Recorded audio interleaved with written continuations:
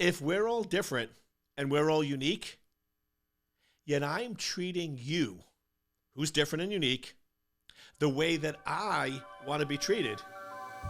See how that's a problem? Welcome to Life of a CISO. I'm Dr. Eric Cole, your host, and we'll be taking you on a journey each week on what it takes to be a CISO and what are solutions that you can implement today if you are currently a Chief Information Security Officer or if you want to be one in the future. This is Life of a CISO.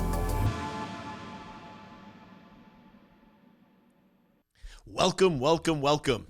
It's one of my favorite times of the week, and I hope it's one of your favorite times. That's where we get to spend some time talking about life of a CISO, or more specifically, you know what's coming, how to be world class. It's Dr. E is in the house, and it's my pleasure to spend some time with you. If there's anything we could do to help you, any questions you have, or any topics you'd like me to cover on a future podcast, just post it below. What I like to start off with is I always love listening to what people say. And it's funny because we're taught these phrases in life that everyone sort of repeats over and over again.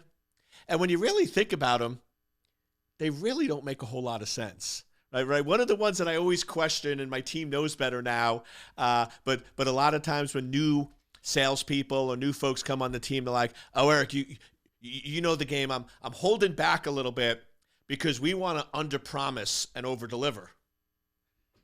And I'm like, really? That's stupid. Why, if we're trying to sell something to a client, would we undersell our features? Why not go in and overpromise and overdeliver?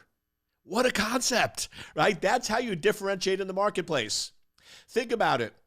If you're trying to compete against somebody and everybody else is trying to oversell their products and you're underselling, well, I don't really want to tell them about this feature or that, you're not going to win, right? And if you have the best product out there, you're going to overdeliver anyway, right? So on we have a lot of glass boards in our office that I put different motivational quotes. And one of the things I always say is every day when you talk to a customer, right, overpromise, overdeliver, right? You want to exceed their expectations on a regular basis. And one of my other ones that's sort of in line with that is, just go for base hits. Don't try to hit a home run. Just go for base hits. Once again, that's stupid. Why are you playing small? So you're telling me that when I get up to bat, I'm telling my mind, hold back. Hold back. Don't give 100%. Hold back. Don't swing as hard as you could. Just swing enough to be able to get a base hit. But wait. You definitely want to make sure that you're not swinging so hard because you don't want to hit it over that fence, right? That home run is bad. That home run is a bad thing, right? And I know I'm taking it to extreme, but that's essentially what you're telling your brain or other people when you sit there and say, just focus on base hits. You're basically saying, limit your capability, don't give 100%, and do just what's needed to get on base, right? No. Now, there's nothing wrong with a base hit. I love my base hits. Right? What I always tell my team is, I'm going to get up there, and I'm just going to keep getting on base and loading the bases and throwing the runs. And you're going to be pulling your players in. And I'm going to hit it over your head and get a grand slam home run, right, when you least expect it. So I'm not saying that if you get on base is bad, right? All I'm saying is always give 100%. Always focus on that pitch and always swing the best you can. And if it goes over the fence, great. If you get on base, great. If it's a double, great. If you get in the park home run, that's awesome too, right? But the point is give 100%, right? Always give that 100%. The one I want to focus on today, because I really want to get into communication with executives, because this is an area that a lot of folks struggle on. But the other phrase I hear is treat people the way you want to be treated. Now that sounds cool, right? It sounds cool. There's a problem with that. You and me are different. Everybody's unique. Everybody's different. That's what makes this world so wonderful, right? I don't want to deal with a bunch of Erics. That would drive me crazy. I'm a little nuts, right? I always joke with my employees and family members. I'm like, man, you guys are saints, because if I had to deal with me every day, right, I go crazy, right? I don't want to deal with a bunch of Erics. I don't want everyone to be like Eric. I want you to be like you. I want you to be different and unique, right? We all want to have our different quirks or different personalities. That's what makes the world so amazing, which means if we're all different and we're all unique, yet I'm treating you, who's different and unique, the way that I want to be treated. See how that's a problem? Because you're different than me. So great, I'm doing what I want for you, but that's not what you want, which means you're not going to be happy or you're going to get frustrated. So the real phrase is treat people the way they want to be treated, which means understand the other person and what they want before you start to speak. Understand before speaking.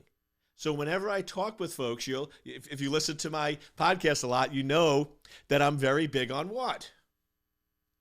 Asking questions, right? When you start a new engagement, you always want to ask questions to understand the other person so you can treat them the way they want to be treated. If I get into a conversation with somebody on an airplane or at a cocktail party or anything else, normally I start off the conversation with asking them a bunch of questions because I want to understand who they are. I want to understand how they operate and what's important to them so I can then proceed, if I so desire, to build a relationship with them, treating them the way they want to be treated. Understand what's important to them and communicate in that language. Where is this going with CISO? Well, this is where the problem comes in. Because a lot of chief information security officers tend to come from a technical background.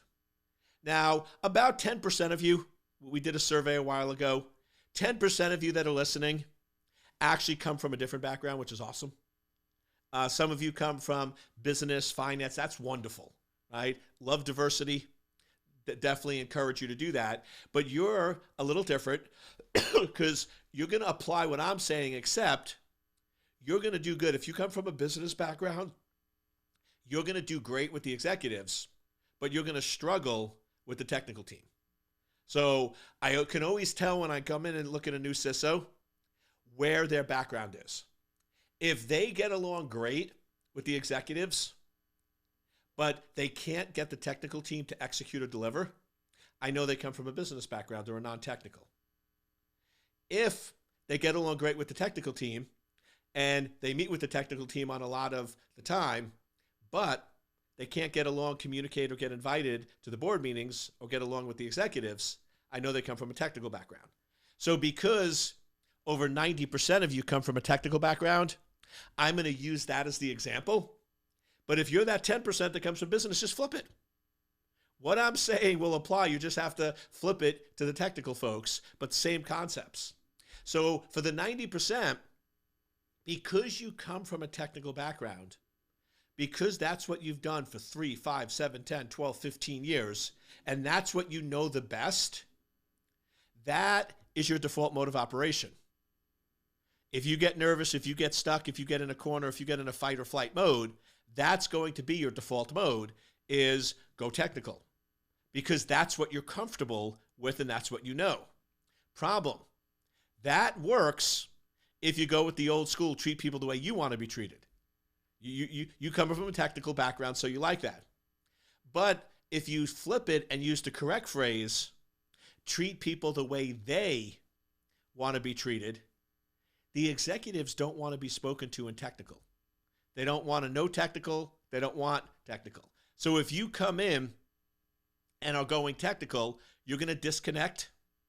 You don't understand their language. They're going to push away, and you're not going to be effective. Indications of this.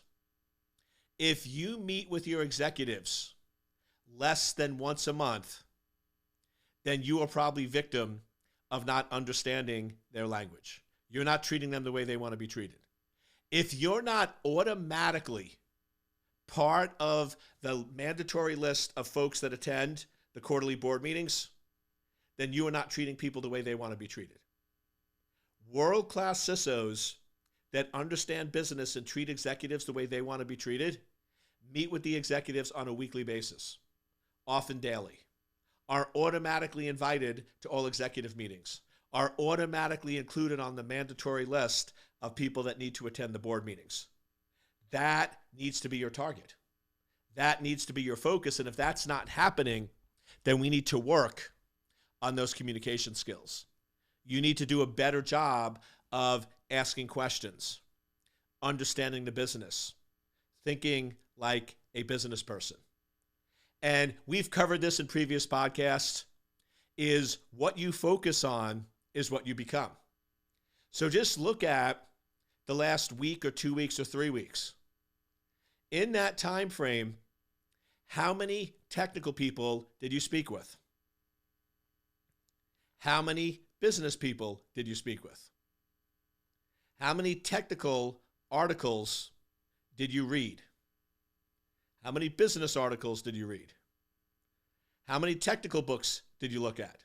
How many business books did you see where I've gone? How many technical videos did you create? How many? And most folks that have this problem, I can predict what the outcome is. If you're a CISO or you want to be a CISO and you are not meeting with the executives on a regular basis, you're not automatically invited to the board meetings. Maybe you go to one board meeting a year to present on cybersecurity. I can almost guarantee what the results are. You probably spend 98% of your time with technical people and 0 to 2% on business. You probably spend most of your time reading technical articles and minimal to no time reading business. Flip it. Start hanging out with more business folks. Start reading more business books. Start doing more business-related videos. Start getting involved in business-related conferences. Like I said, you are what you become, right? So if you want to change, you need to change how you act, how you behave, and how you show up. So we need to do a better job on communication.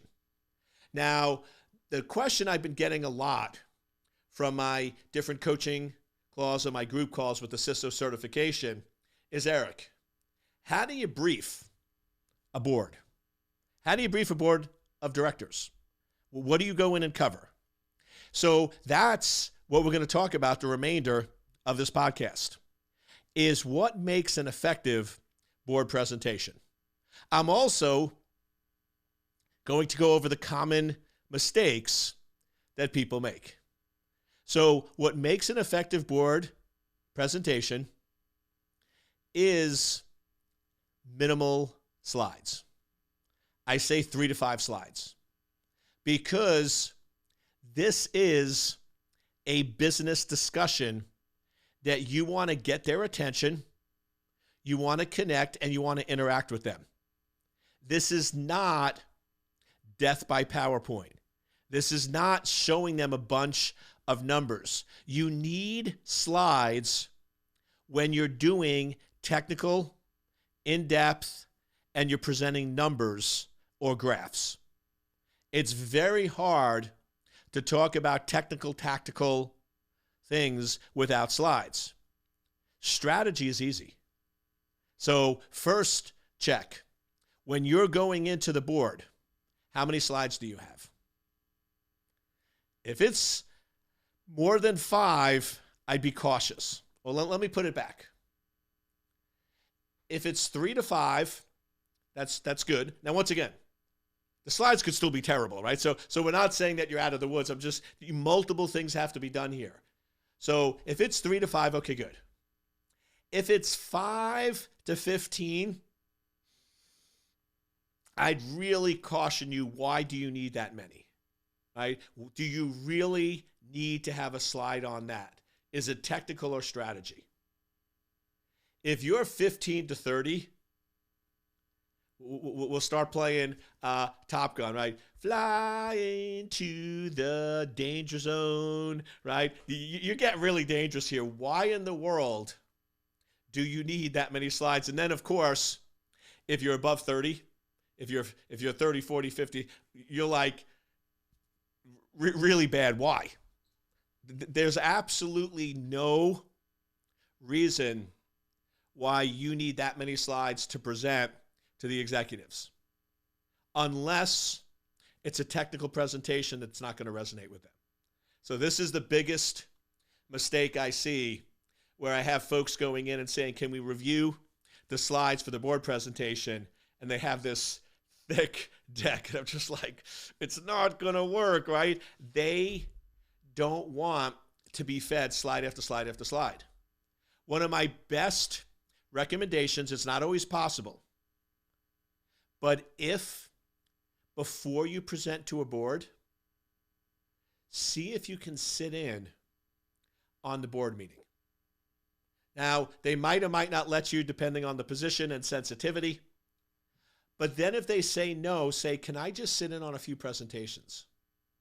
Because if you've only done technical presentations, you're going to be shocked and blown away at a board presentation. Technical presentations are heavily slide-driven, very detailed, analytical in how they're set up. Board presentations are conversational, strategic, specific points, interactive. So if you're not used to that presentation, you're going to go in and potentially set yourself up for failure, which I don't want you to do. Second, you want those slides to be simple. I'm not going to say which company, but there's a company that they train their employees on how to put together slides. And I don't know who told them this was a good idea, but I've personally never seen it effective. And their method is, you need to take the slide and break it up into 5 different quadrants. And this quadrant, you have to have the theme, and then this you have to have the detail, and this you have to, and these slides are so busy and detailed and mesmerizing that, at least for me and everyone I've talked to, when they're up, one of two things happen. Either you start reading and going through the slide and focused on everything that's there, and you completely miss what the person is saying, so you completely blank out on the presentation. Or you look at the slide and you're like, ejection, and you take it because you're like, whoa, there's too much to process here, and you check out. Well, like I said, I'm sure they must have some data that says that worked, but it doesn't work, right? At least for executives, and in all the presentations I've done, that is not an effective method. You want to keep the slides simple. You want to focus in on what's important to the executives. So first thing, when you're presenting to the executives or the board of directors, you need to make sure that you understand their business and the unique challenges they're facing. One of the worst things you can do to the board is give a very generic presentation. I remember sitting in one time on somebody giving a presentation to the board, and they're just talking very, very generically. And one of the board members stops them 5 minutes in and says, do you know what business we're in and how we make money? And the presenter was caught off guard. And they asked the question again. And they sort of danced around a little bit, but basically the answer was no. And then the board members look at each other and go, why are you wasting our time? If you don't understand our business and you don't understand how we make money, and you're just giving a generic presentation that's not customized or applicable to us, our time is way too valuable. And they ended up ending the presentation, right? And it did not go very well for the rest of that time there. So the point is, they need to know that this is applicable to them. You're giving them information that they need to know that's important. So I'll often start with, we know that you work in the oil and gas sector. or we know that you work in the healthcare sector, or we know that you work in the retail sector. But I also understand that your unique business that you're really in is making sure that you deliver high quality products in a timely fashion to your customers. What differentiates you from the marketplace is if somebody orders a product today, your competitors take 5 days to ship it out. You ship it out within 24 hours. Now you might say, Eric, how do you know that? Because I prepared. Before I give presentations to the board, I always ask to talk to a COO, a CEO. I'm like, listen, I know they're busy. I want less than 5 minutes. Within 5 minutes or 300 seconds, I can get a lot done. I have very specific questions. I ask for very specific answers, and I can get a lot of data very, very quickly. But you need to make sure you do your homework. Then from there, go in and say, here are some of the specific threats to your organization or industry that you need to be aware of, that you need to understand. Very specific and focused. Now, other thing that's important. What's obvious to you might not be obvious to them. I know when I prep people for board presentations, I'm like, the biggest threat is data exfiltration, data ransomware, or data extortion. That's what you need to cover. And they're like, Eric, that's so obvious. Everybody knows that's the case. Yes, you do, because you're working in your domain, but they don't. So don't assume that they know what you know, right? Things that are obvious to me are not obvious to them because they don't work in this space, and that's not where they play 24/7. So don't overlook the obvious because it's obvious to you. Then you want to go in and state a few caveats. What I always then do is go, if you watch the news, you'll get a false impression of what's actually happening in cybersecurity. From watching the news, you would draw two conclusions. One, only large governmental organizations get targeted by cyber attacks. And two, cyber attacks only happen once every 3 to 4 months. Because in watching the news, that's pretty much what happens. Every 3 to 4 months, they'll run a big story, whether it's the Colonial, whether it's the SolarWinds, right? Whether it's financially driven attacks. They'll run it for a few days and then basically radio silence on cyber for 3 to 4 months. So you would walk away with that false impression. So the reality is, it doesn't matter how big or small you are. It doesn't matter how much money you have in the account. You need to recognize that you are a target, and as executives within an organization, cybersecurity is your responsibility. Boom. All right? So you go in and you reset. So you show you understand their industry. You tell them what the threats are. You then tell them the misconceptions that exist, and you do a reset. Boom. So now you got the reset there. Then I go in and say, okay, I know that all of you have heard the term cybersecurity. It's not a foreign term, but it's one of those terms that many people don't necessarily know what it means.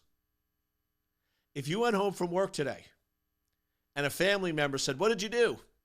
And he said, oh, I attended a board meeting and there was this amazing presentation on cybersecurity. Right? And you laugh a little, right? Because you talk about yours. And you say, amazing. And they go, what's cybersecurity? What would you say? Now, let me tell you some of the answers I've heard over the years.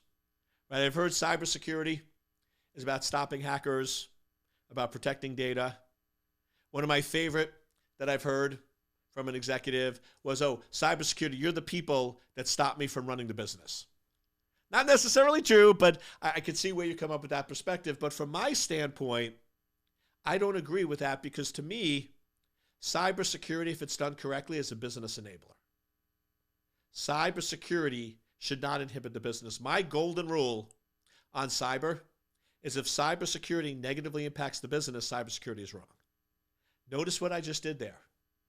I basically got all of them to be allies because many of them were probably thinking, Yeah, Eric's going to tell us you can't do this, you can't do this, you can't do this, because that's what they've heard from cyber folks. But I just told them that if I'm hurting your business or I'm negatively impacting your business, I'm wrong. You're right, I'm wrong. I'm never going to do that. I'm going to show you how to use cybersecurity as a strategic weapon to enable your business to make more money and get higher profits. Got their attention, right? Changing their perspective of how they view cybersecurity folks. So hopefully you sort of get in the theme where I'm going quite different than how many people traditionally approach. Then I go in and I talk about what is cybersecurity. Cybersecurity is understanding, managing, and mitigating the risk of your critical data being compromised. Now, if you followed me before, I simplified. The definition that when we're talking CISO technical translation mode is a little more complicated. As you know, the definition I've given before is cybersecurity is all about understanding, managing, and mitigating the risk of your critical data being disclosed, altered, or denied access. Right? I added in that CIA, confidentiality, integrity, availability. However, from an executive standpoint, that's too much. Too much. That they just want to know at a high level. So we're just going to group it together. That cybersecurity is about understanding, managing, and mitigating the risk of critical data being compromised. So keeping a little high level there. So it's really on risk and critical data. So I give them a definition, reset. Then I go in and I start doing a little teaching. And I say, the best way to do cybersecurity is to ask additional questions. The reason why cybersecurity causes so many problems and companies have so many exposures is because very often they only ask one question. The question that is often asked, which is a great question, and you should keep asking this question, is what is the benefit or value of doing this? So as an executive or your vice presidents or those that report to you, when they're deciding, should we roll out a new service? Should we connect these systems to the internet? Should we integrate these networks together? You're going to be asking the question, what is the value or benefit? Now, what's the problem? There's always a value or benefit. There's always a good reason for doing something. So that's the reason why you end up doing a lot of things that are not necessarily good that leads to major compromises. What I'm going to encourage you is to start asking a second question. Encourage your teams to ask a second question, and here's how it works. The first question, what is the value or benefit? Second question, what is the risk or exposure? What is the risk or exposure by doing this? And then I'm never going to tell you what you should or shouldn't do. I always have folks when I come in go, oh, Eric, you're going to tell us we can't do this. No, I'm not. I'm going to go in and do this analysis with you. What is the value and benefit? What is the risk and exposure? And then I'm going to ask you a simple question. Is that risk worth the value? Is that risk or exposure worth the value or benefit? If you say yes, do it. If you say no, don't. But that simple mind shift that sounds very basic changes everything. Because now, when you're making a business decision, you understand the risk. You are fully aware that by doing this, there is a 90% chance that you will lose $10 million. But because you think you're going to make $100 million, you're worth that risk. Or you might say, we're not taking that risk. But it's now moving forward with full visibility. If we look at Colonial Pipeline, by the way, I'm still in mode. I'm still showing you how I present to the executives. I know I'm switching back and forth here, but I'm still sort of showing you how you present to them. I then say a great example is Colonial Pipeline. I don't believe for a second that those executives really understood the risk. What happened with Colonial Pipeline is they had their industrial control systems that were isolated networks not connected to the internet, and they decided for business reasons to connect it to the internet. Now, I do not believe for a second that they sat in the meeting and they were told, yes, by connecting these systems to the internet, you will increase productivity by 15%. But you have a 95% chance that they will get compromised, that the pipeline will be taken down, and it will cost you $10 to $15 million. Do you want to do that? Because I truly believe they were good, smart executives at Colonial. I truly believe that if they had the accurate data and they said, yes, the value or benefit is increased productivity by 15%, but the risk is a 95% chance of your pipeline being taken down and you losing significant amount of money, I cannot imagine that they would have done that. Because it makes no sense. It's illogical, and these were logical people. To me, the reasonable explanation was they didn't have the second data. All they were told was, we can increase productivity by 15%. There's not really any negative impact. Sounds like a good win. Let's do it. So it's all about having good, accurate information. And then I wrap up the presentations with the executives of 2 or 3 core areas of focus for that unique business. And you get that from working with the security team. So that presentation, 3 to 5 slides, 15, 20 minutes, followed by 20 to 30 minutes of Q&A. Q&A always goes longer, right? But they're interested in cyber. Much different than you spending 50 minutes running through 50 technical slides that nobody understands and nobody cares about. So if you want to be an effective communicator, you need to learn that simple rule. Treat people the way they want to be treated. Understand what's important to them. Communicate in a way that they get value and give them information that they need. Once again, I look forward to hearing your success stories after you brief the executives. As always, I hope you enjoyed this episode of Life of a CISO. And if there's anything else you need, please let me know.